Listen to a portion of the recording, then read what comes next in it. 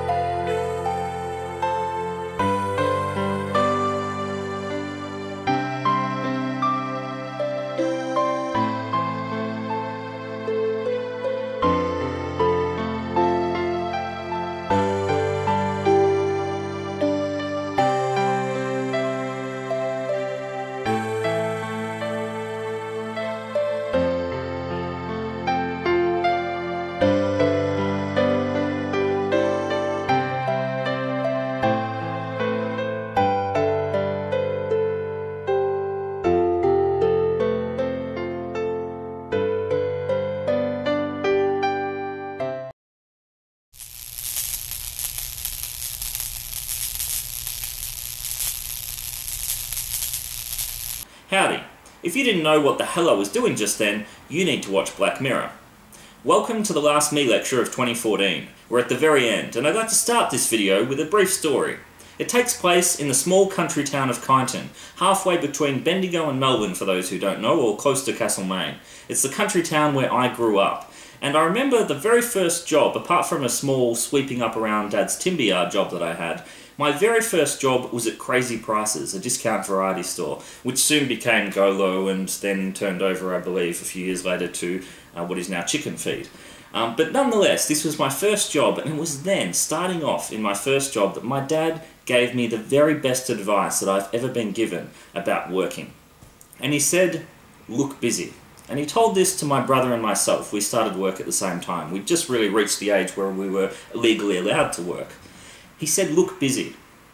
And we had to interpret that in whatever way we wanted to, I guess. I don't remember how many specifics he gave us. But we figured out pretty quickly that looking busy meant being busy. Impressing that the people that you're working for really is not just about appearances, it's actually about practices. And my brother and I, if we were going to be on the register at this little Crazy Prices store, we wouldn't just stand there waiting for customers, we would be tidying up the shelf around us. Or if we were supposed to be stocking shelves and hadn't quite got anything to do at that point, we wouldn't just walk around the aisles, trying to avoid customers. We would be tidying up the aisles, or we would be asking the customer, can we help you? And that actually worked very, very well for us. And I'll get to why this is relevant in a second, because it doesn't really sound like it would be. But we looked busy, and we did that by being busy. And it wasn't long after we'd started this job that we'd impressed the store managers so much that on the weekends he would open up the store and leave us in charge, give us the keys, and basically we ran the store.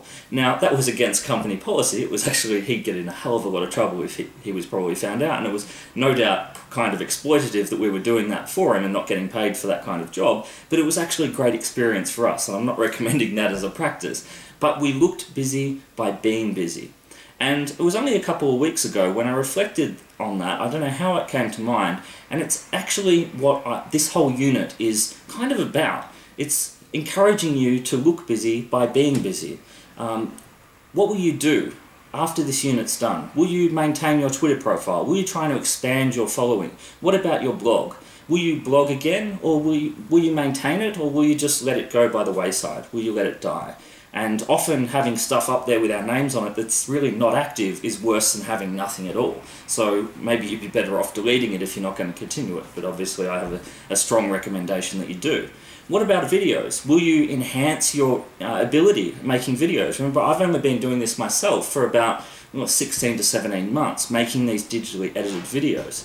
So will you keep doing that? Will you every now and then get out your some kind of camera, put together some footage and make a video, even if it's not for anything specific?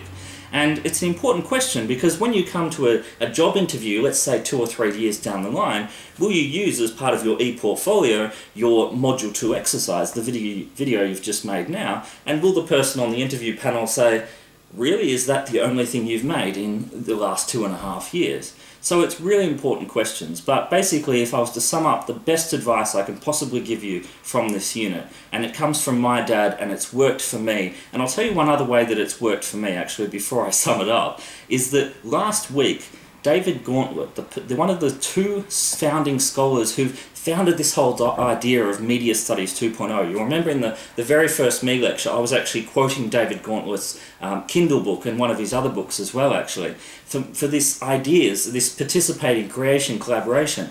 David Gauntlet sent out a tweet only several days ago asking the Twitter sphere, do you know of any other academics who make videos for research or teaching?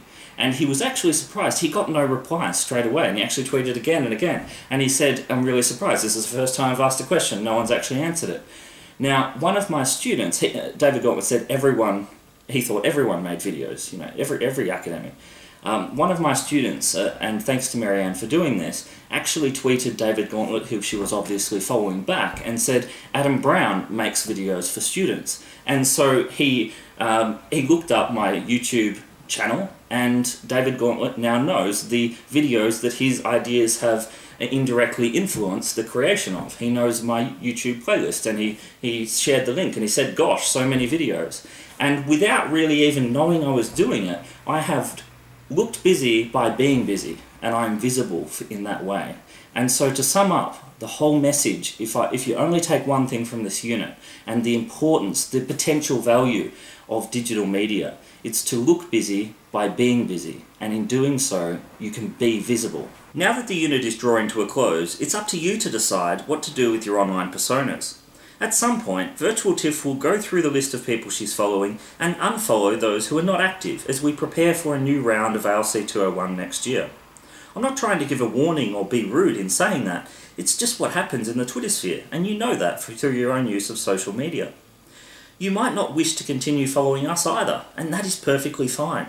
Apart from the odd tweet to expand the databank of ALC201 related links and every now and then an opportunity for internships or other things, Tiffany is likely to take the summer off. And I'll start tweeting more about the board games I'll hopefully be playing. We've come a long way and covered a lot of ground throughout the unit, and it's worth returning here to where we began, with the issue of online identity.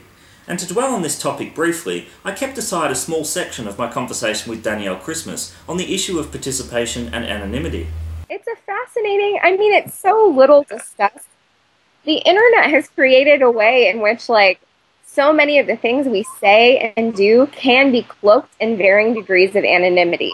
So, I can go online and say something about a news story that I would never have the nerve to say in public. And it's a greater, it raises the stakes a little bit maybe if I say it out loud, but you can't see me. It raises the stakes a little bit more maybe if you see my silhouette, but you can't exactly see who I am.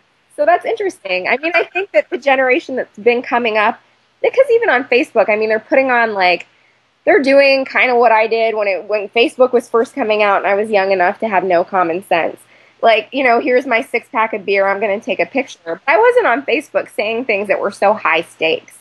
It's still, sometimes it's nice to think I can go on a listserv and have the protection of, not feeling as if I'm, how to put that, not feeling as if I'm sort of exposed. I can, if I can choose whether or not to read all of the criticism that's going to come about, which is kind of troubling. I don't do that a lot. I actually like fighting, but I understand why people do that. And I think there is something important about it. If you're going to advance a position, You need to be willing to actually engage with the response to that position. It's far too easy these days to say it and like leave the room. Say something ignorant that you would never defend in person.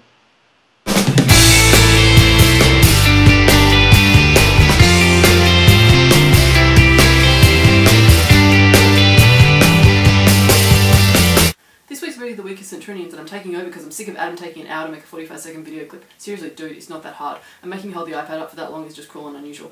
Centurions isn't really about digital media, so you won't be able to use it for your assignment, but I just picked it because Adam doesn't like it.